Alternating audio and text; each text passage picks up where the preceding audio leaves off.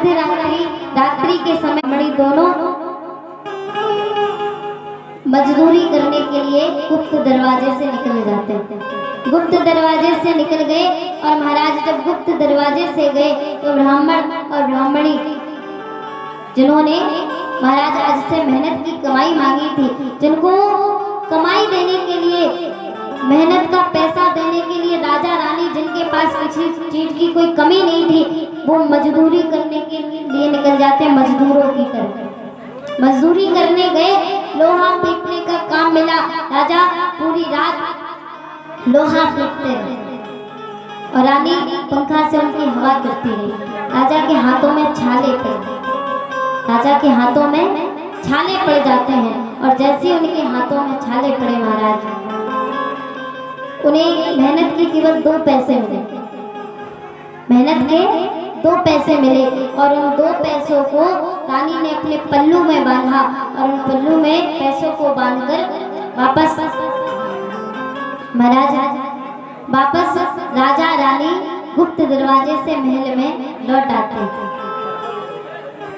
प्रातः होते ही ब्राह्मण देवता को बुलवाया गया और जब ब्राह्मण देवता आते हैं महाराज, ब्राह्मण देवता को देखकर, तो ब्राह्मण देवता आए, उनको देखकर महाराज आज खड़े हो जाते हैं और जो वो 2 पैसे थे वो ब्राह्मण देवता को दे दिए और हाथ जोड़कर कहा, महाराज हमारे पास ज्यादा धन तो नहीं है, ये 2 पैसे हैं जो मेरी मेहनत के हैं,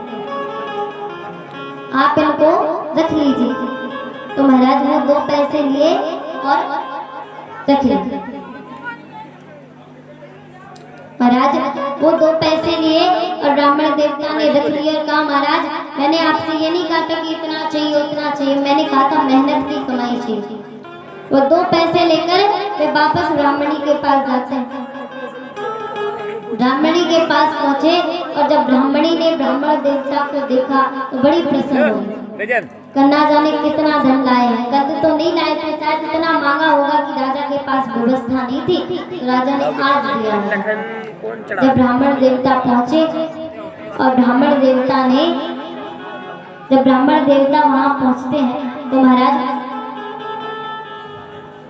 ब्राह्मण देवता ने ब्राह्मणी को वो 2 पैसे दिए। ब्राह्मणी ने वो 2 पैसे लिए और ब्राह्मण देवता से कहने लगी, तुमको शर्म नहीं आई कि तुम ये 2 पैसे लेकर चले आए?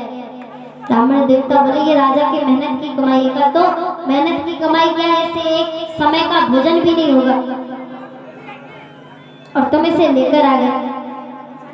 महाराज ब्राह्मणी ने वो 2 पैसे लिए और वो दोनों पैसे दूर जाकर फेंक देती और जब वो फेंकती है तो वो 2 पैसे जाकर कहाँ गिरते हैं, जहाँ तुलसी का पौधा लगा हुआ था, उसमें जाकर गिर जाते हैं।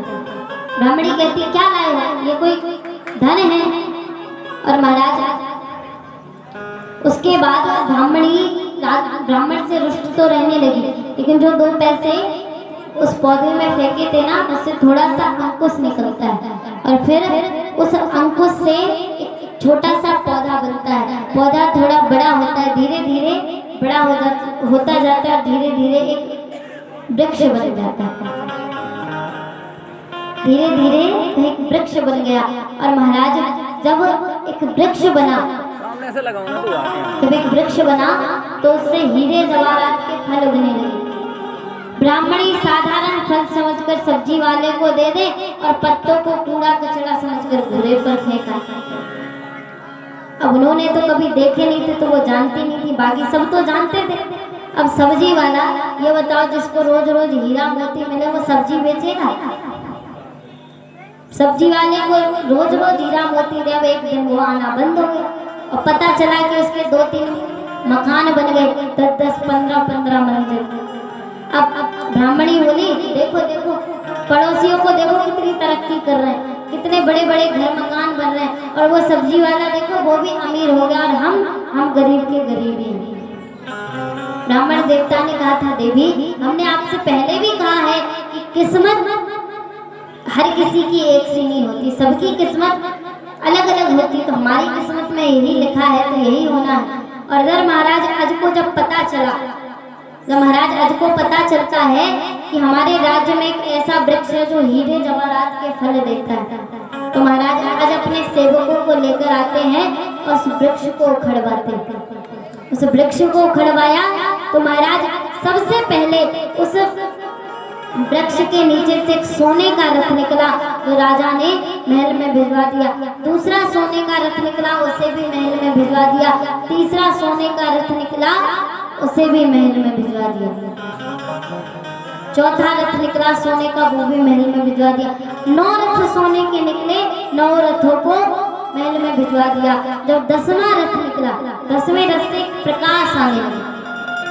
महाराजा जो देखते प्रकाश किस चीज का है, और जब देखा, जब वो रथ बाहर आया तो देखा उस रथ पे छोटा सा नन्हा सा शिशु, नन्हा सा बालक लेटा हुआ है।